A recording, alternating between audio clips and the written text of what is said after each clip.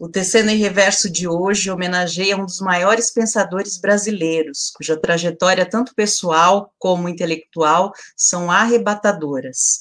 Em 2020, ele completaria 100 anos. Para falar conosco sobre Florestan Fernandes, eu convido a professora Fabiana Rodrigues, que possui graduação em Ciências Econômicas pela Universidade Estadual Paulista Júlio de Mesquita Filho, mestrado em História Econômica pela Universidade Estadual de Campinas e doutorado em Educação pela Universidade Estadual de Campinas. Atualmente é professora do Departamento de Filosofia e História da Educação da Faculdade de Educação da Universidade Estadual de Campinas, é pesquisadora do Grupo Estágio-BR, do GPEX, tem experiência na área de educação, com ênfase em História da Educação, atuando principalmente nos seguintes temas: pensamento social e educacional, movimentos sociais, história e historiografia da educação, história de periódicos educacionais, e é também autora do livro O MST, Formação Política e Reforma Agrária nos anos 80. Boa noite, professora Fabiana, tudo bem? Boa noite, Ju, tudo bem? Muito obrigada pelo convite. Agradeço a oportunidade de estabelecermos esse diálogo sobre esse pensador tão inspirador para a gente pensar o Brasil. Sim. Então, eu sei, assim, do seu trabalho de pesquisa árduo sobre a obra do Florestan, que é esse gigante, e agora a gente queria saber um pouco do pensamento, né, dele sobre a educação no Brasil. Então, é com você. Tá certo. Bom, o Florestan, a gente pode ter em vários momentos na obra dele em que ele está presente no debate educacional. Na década de 40 ainda, ele tem um primeiro texto sobre que é muito usado na educação infantil, As Trocinhas do Bom Retiro. Esse texto ele escreveu ainda na época que ele era estudante na USP, né? Mais adiante, no final dos anos 50, início dos anos 60, aí sim ele faz uma primeira intervenção, uma participação ativa no debate educacional, como militante, mas também como intérprete do Brasil, porque ele vai juntar essas duas dimensões, né, para participar dessa luta em defesa da escola pública. Estávamos na época da campanha nacional em defesa da escola pública, se discutia no Brasil a primeira lei de diretrizes e bases, e o então deputado Carlos Lacerda havia submetido um projeto substitutivo da lei de diretrizes e bases dentro de um horizonte privatista, né? E o Florestan Fernandes escreveu muitos textos nessa época, que estão todos reunidos num livro que se chama Educação e Sociedade no Brasil, em que ele mostra que num país tão desigual quanto o Brasil, marcado pelo subdesenvolvimento e pela dependência, era fundamental que o Estado se responsabilizasse pela escola pública, né, que os recursos públicos fossem exclusivamente direcionados para as escolas públicas, para que, de fato, essas escolas pudessem alcançar o conjunto do país. Então, essa participação, ela é muito bonita, essa participação do Florestan nesse período. Ele fala, na apresentação desse livro, Educação e Sociedade no Brasil, que ele participou dessa luta como representante dos seus colegas de infância, dos seus amigos que fazem parte dos esbulhados, da classe mais explorada no país, né, que trabalham desde criança e que não tiveram oportunidade de estudar, né. O Florestan se distinguiu dessa trajetória, mas ele nunca deixou para trás a sua condição de classe dentro da sua participação na luta pela escola pública a partir dos interesses da classe trabalhadora. Isso nos anos 50. Então, e o Florestan tem uma outra participação fundamental nos anos 80. Nos anos 80, ele vai escrever bastante também dentro da temática educacional. A maior parte dos textos está reunido no livro O Desafio Educacional. E aí, já num outro momento, né, naquilo que a gente chama o processo ali de constituição da nova república, né, e da elaboração de uma nova Constituição para o Brasil, o Florestan foi eleito deputado constituinte e presidiu a comissão que discutiu a educação na nova Constituição. E ali ele é novamente um representante dos interesses da classe trabalhadora. Ele vê a educação de uma maneira muito estratégica na luta política naquele momento, então eu diria que o Florestan tem uma participação fundamental no debate educacional, especialmente nesses dois momentos, no início dos anos 60 e nos anos 80, e eu não posso esquecer de mencionar também a participação ativa do Florestan no debate sobre o ensino superior, né? O Florestan se colocava no debate sobre a reforma universitária, com ênfase ali nos anos 60, e essa análise sobre a universidade brasileira, o papel, o desafio que ela tinha para se constituir como uma universidade ligada aos problemas nacionais, de fato implicada em pensar e propor encaminhamentos para os problemas nacionais, esses temas estão bastante abordados num livro do Florestan que se chama Universidade Brasileira, Reforma ou Revolução. É a participação do Florestan no debate sobre a reforma universitária nesse período. Então, para começar, eu diria que são essas questões, Ju, ali, para a gente falar de uma maneira geral, essa seria a participação do Florestan na educação, né? E o Florestan também, e a questão da Revolução Burguesa no Brasil, né? E você falou um pouquinho sobre esses desafios aí educacionais na década de 80, né? Se você puder falar mais um pouquinho sobre isso.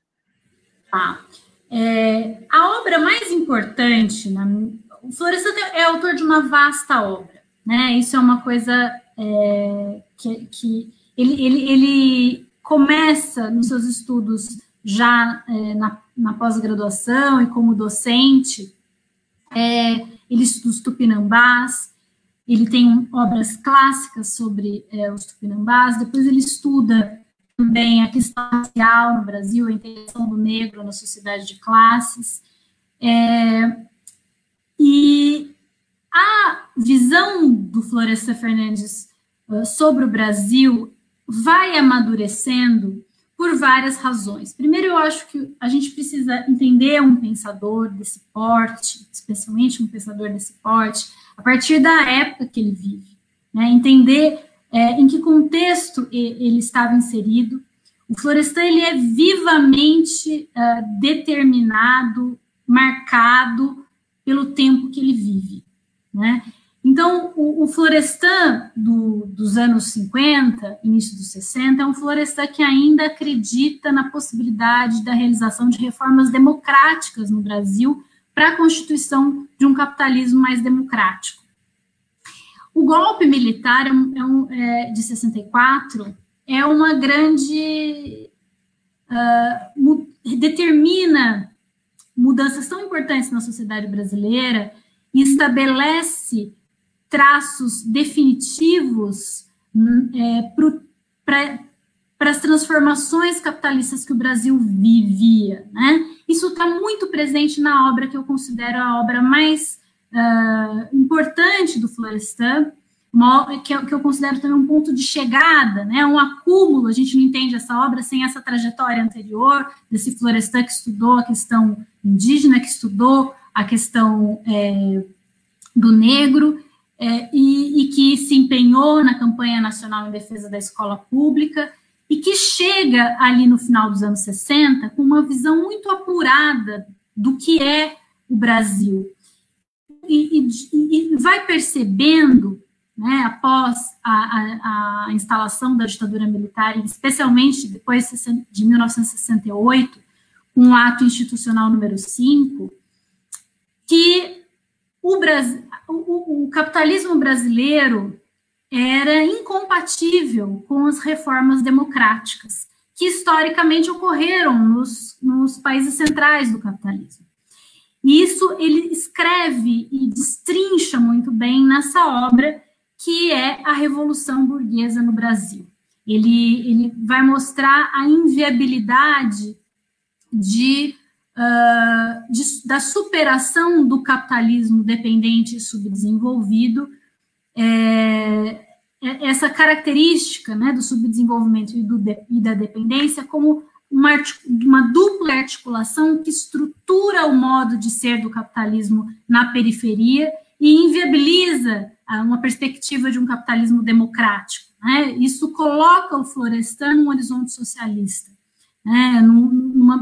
Ele vai construindo uma teoria acerca da Revolução Brasileira também, né? O Florestan é um grande intérprete do Brasil, ele é também herdeiro de uma tradição que eu diria que se inaugura com Caio Prado Júnior, um sociólogo que busca entender a particularidade do capitalismo brasileiro, numa perspectiva socialista, né? Então, essa análise profunda que o Florestan faz sobre o Brasil, ela é, digamos, fundamental para a gente pensar a intervenção que ele faz no debate educacional nos anos 80. A visão que o Florestan tem sobre as possibilidades da nova república, né? O Florestan é um autor que analisou muito criticamente o surgimento da nova república. Ele tem um livrinho que eu gosto muito, sempre menciono, se chama Nova República? Interrogação, em que ele trata do fato de que a transição para esse período da Nova República foi, na verdade, uma transição transada, né? Ele diz que a Nova República nasce de uma costela da ditadura. E a gente tem vários estudos que mostram, né, que boa parte da burocracia e de toda a parte da administração, do executivo do país, ela, na Nova República, ela vem toda do período da ditadura, né? E que o grande risco era que a gente reproduzisse um Estado autocrático, né, como é na ditadura, de uma outra forma, com um verniz democrático, mas essencialmente autocrático.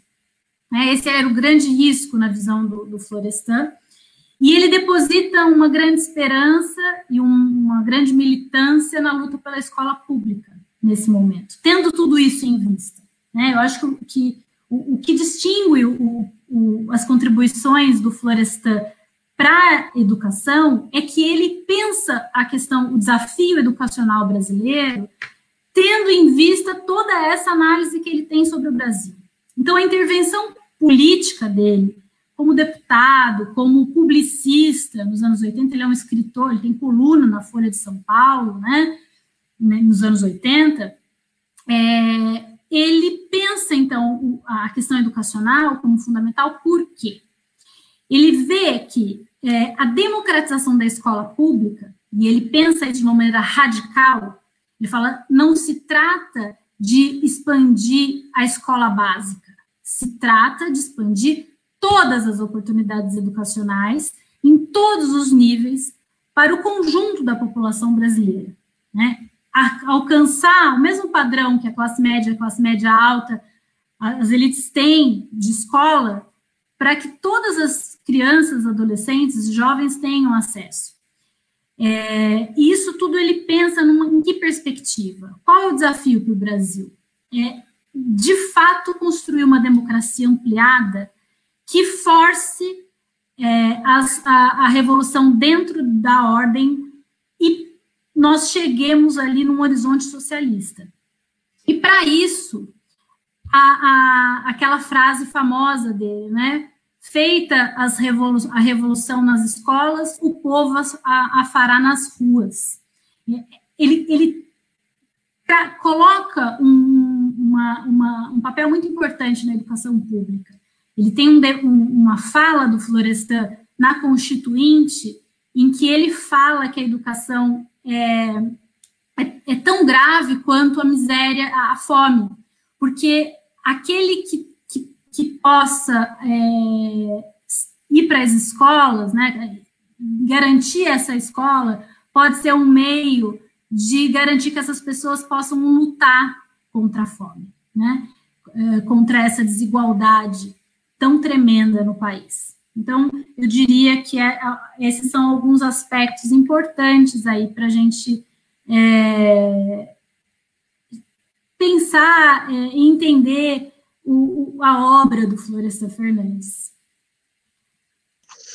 Agora, eu sei que você anda pesquisando também a questão da formação política dos professores sobre a égide do pensamento do Florestan. Conta um pouco para a gente desse processo. Tá certo. O Florestan tem um texto incrível, que eu recomendo sempre quando eu dialogo com pessoas que ainda não tiveram essa oportunidade de começar a ler o Florestan, de estudá-lo. É, de fato, um autor bastante desafiador, exige bastante estudo da gente. Eu sempre recomendo que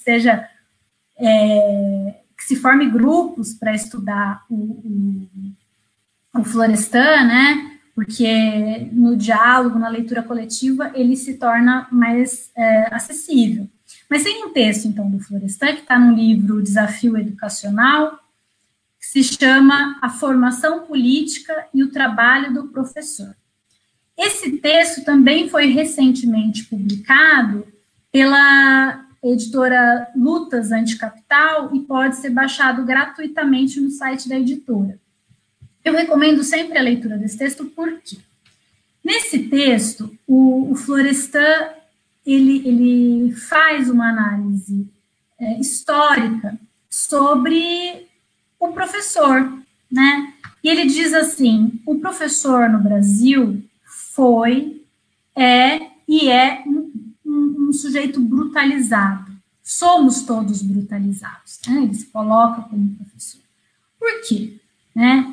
Porque o Brasil, historicamente, atribui à educação um papel que, contraditoriamente, é um papel conservador, né? Então, ele vai lá na Primeira República e discutir quem é esse professor, né? Esse professor da Primeira República é um professor que normalmente é muito próximo, muito afeito às classes mais ricas da sociedade, e que reproduz esses valores, esses preconceitos, os valores de classe nas escolas, né? Então, que o grande papel do professor nessa época é marcar os alunos com o ferrete da sociedade. Ele fala isso, né? E por que ele vai mostrando esses aspectos conservadores da escola nos primórdios da República no Brasil? Para falar do desafio que está posto para a educação, né? Ele falou, é lógico que com o passar das décadas a escola pública se expande quantitativamente no Brasil. E aí ele dialoga, por exemplo, com os escolanovistas, com os quais ele respeita muito, né? Ele fala com bastante respeito do Anísio Teixeira e do Fernando de Azevedo, que eles tinham, de fato, boas intenções na defesa da escola pública, mas ele atribui a eles um utopismo. O que é isso, né? Ele dizia que esses educadores acreditavam, contavam com a ideia de que no Brasil haveria uma espécie de reprodução da Revolução Francesa, de que aqui também haveria a possibilidade de realização de reformas democráticas, como a reforma educacional, ou seja, a constituição de um sistema público de educação que atendesse ao conjunto da população brasileira. E o Florestan diz, bom, isso é algo inexequível no Brasil, por quê? Né? Por que isso não foi possível de se efetivar? Porque nós somos marcados pelo subdesenvolvimento e pela dependência. E a formação política do professor no Brasil tem que levar isso em consideração. O professor tem que ser uma pessoa, ele precisa entender que país que ele está. E aí ele defende que não é possível, por exemplo, a neutralidade dentro da escola. O professor não pode ser neutro, né? Eu até brinco que esse texto do Florestan, o pessoal da Escola Sem Partido ia achar um terror, porque ele fala com todas as letras. Num país como o Brasil, é impossível qualquer neutralidade por parte do professor, numa sociedade tão desigual. Se a gente estivesse falando da Suécia, ele até fala, ainda até vai lá, mas no Brasil, não é possível. O professor, a grande tarefa, o desafio é que o professor se considere como trabalhador, que ele entenda que ele e seus estudantes estão na mesma classe e possa se enxergar como um cidadão e que possa também, junto com a sua atividade dentro da escola, como professor, estar conectado às lutas fora da escola, né? Para que ele possa compreender os dilemas e os desafios que estão postos para a sociedade, os quais estão muito presentes, de certo modo, na escola também, diante dos problemas sociais, materiais, que os seus alunos enfrentam no seu dia a dia, né? Então, é um pouco... ele discute a formação política do professor por aí, por essa necessidade que o professor brasileiro, a professora brasileira, esteja muito ligada às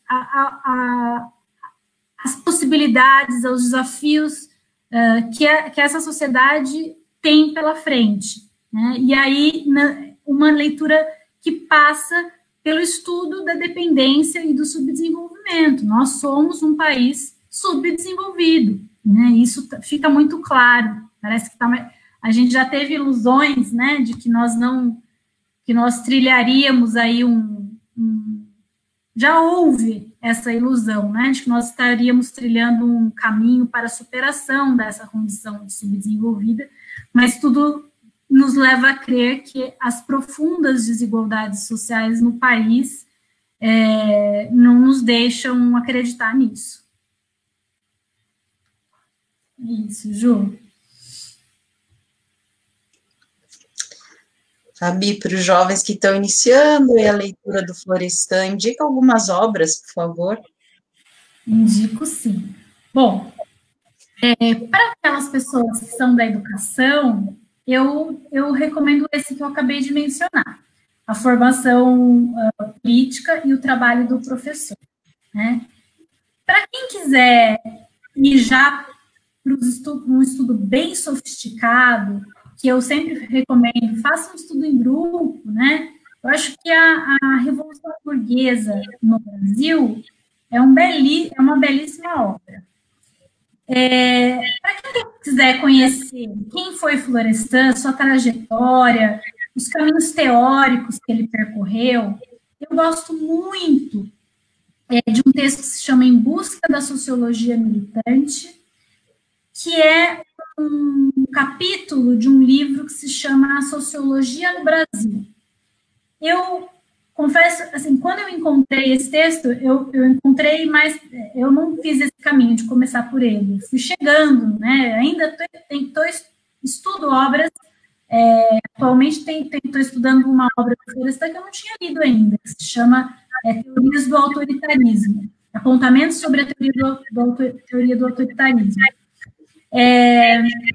Tem esse livro, A Sociologia no Brasil, como eu disse, eu cheguei mais tardiamente, mas ele traz essa história do Florestan, é quase uma autobiografia, ele mesmo contando da sua trajetória e dos caminhos teóricos, das fichas que foram caindo, né?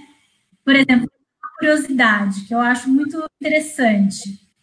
O Florestan falou que que teve 2 marcos na trajetória dele que constituíram, assim, momentos fundamentais da elaboração teórica. Um foi o estudo da questão racial, né, a integração do negro na sociedade de classes. O outro foi a participação dele na campanha nacional em defesa da escola pública.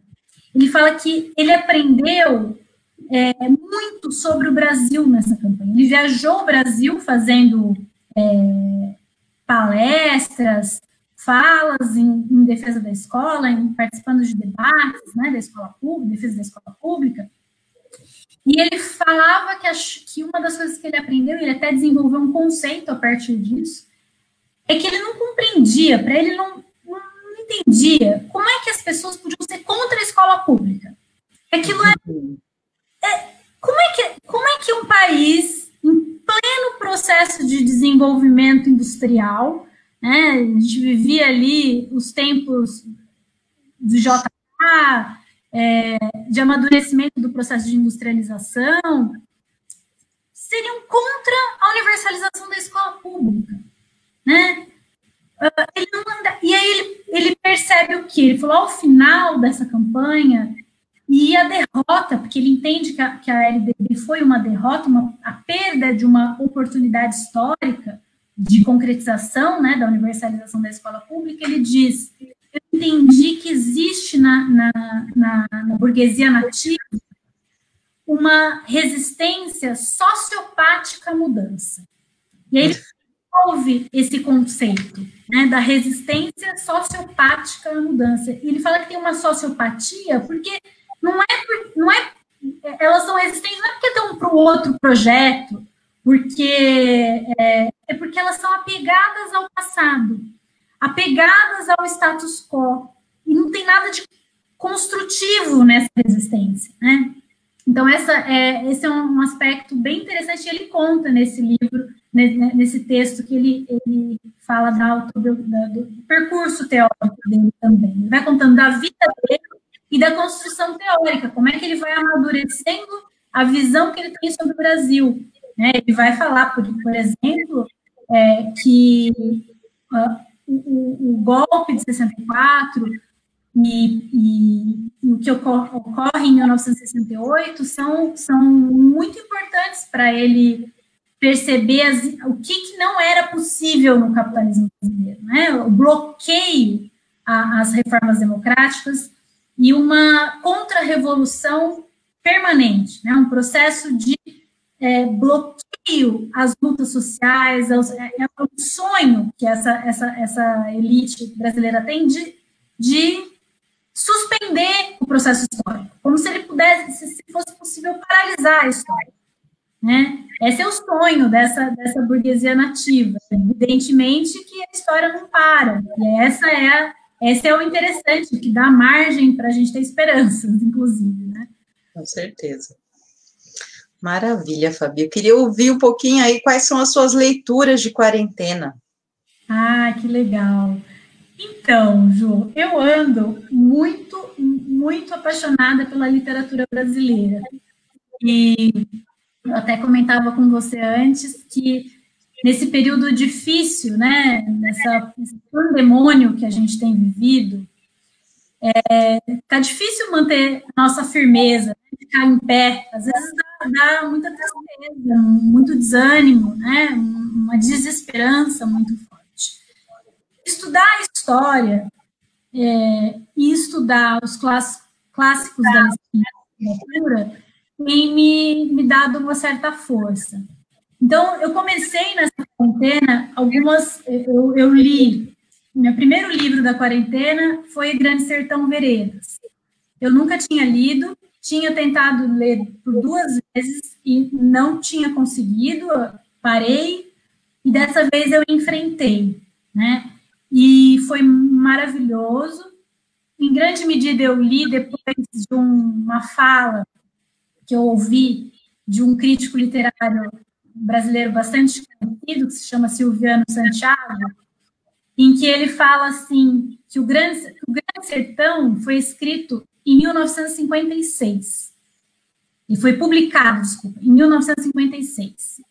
E 1956 é o Brasil dos 50 anos em 5, do plano de metas, do JK, da industrialização. De repente surge um livro fala do sertão. E que fala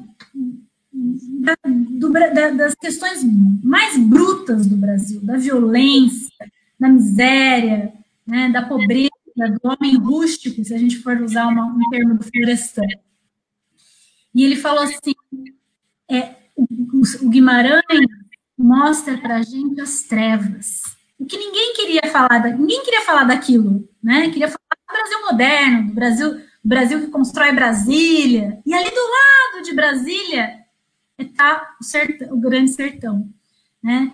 E aí ele fala assim, é preciso ver as trevas para ver melhor. O Silviano Santiago fala isso, e isso me animou muito a ler o Grande Sertão. Depois do Grande Sertão, eu fui assistir um curso que passou recentemente naquele site Contra Poder, com a Vera Secarelli. Eu vi você por lá, eu assisti esse curso também, maravilhoso. Então, maravilhoso. Ela é uma estudiosa do Machado, e por causa daquele curso, eu li recentemente, que eu também não tinha lido, quase um trabalho de formação também, né?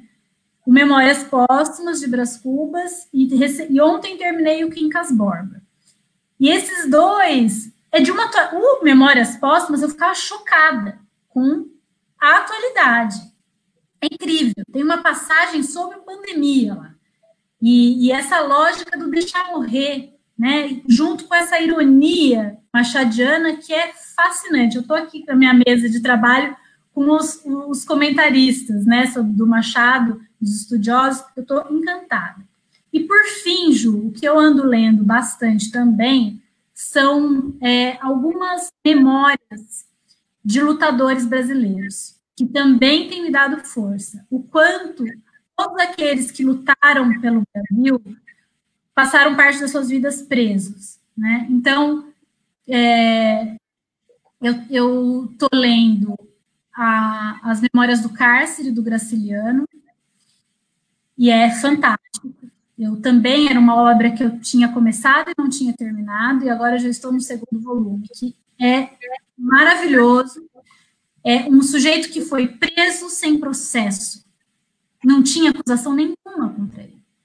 E ele foi preso, mandado para um navio, no meio de cocô, no meio da sujeira, assim.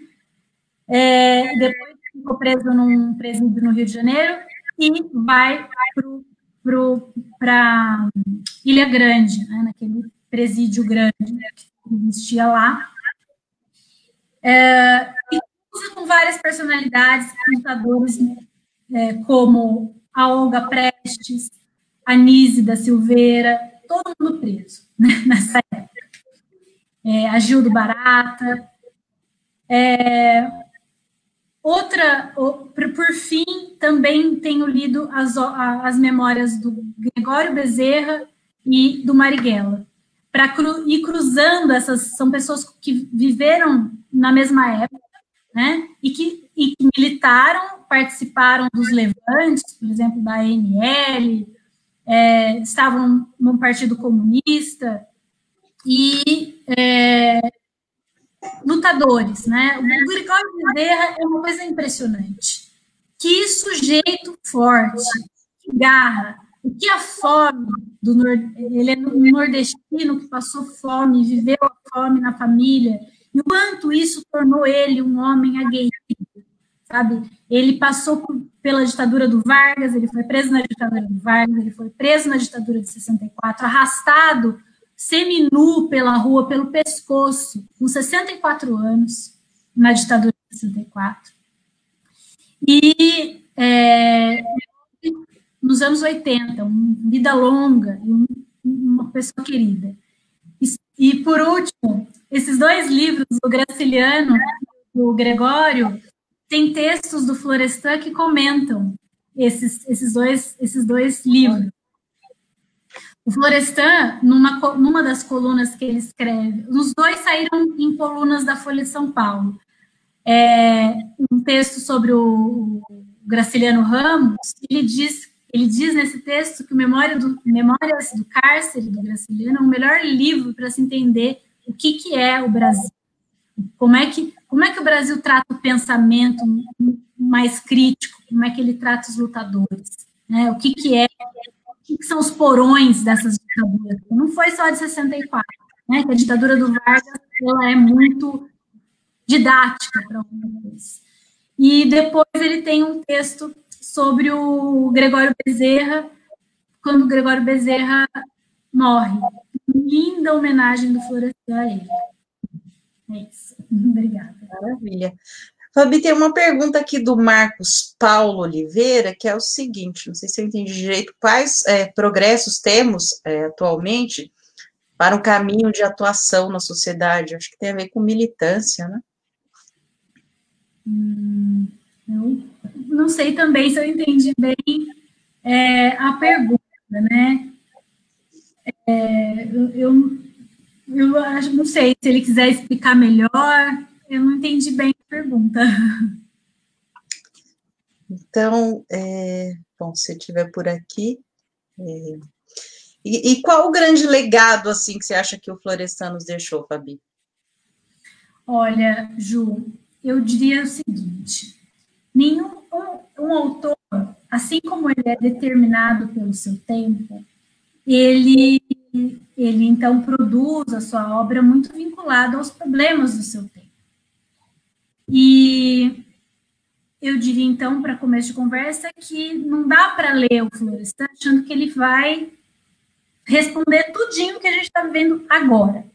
Por quê? Porque ele é um autor que analisou o seu tempo e as transformações foram muito intensas e violentas nas últimas décadas, né?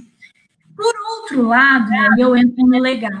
Eu acho que não dá para entender o Brasil sem o legado desses grandes intérpretes. Eles já percorreram um caminho sem o qual a gente perde muito em estudá-los. Eu acho que o Florestan traz elementos que são muito presentes no capitalismo brasileiro atual, né?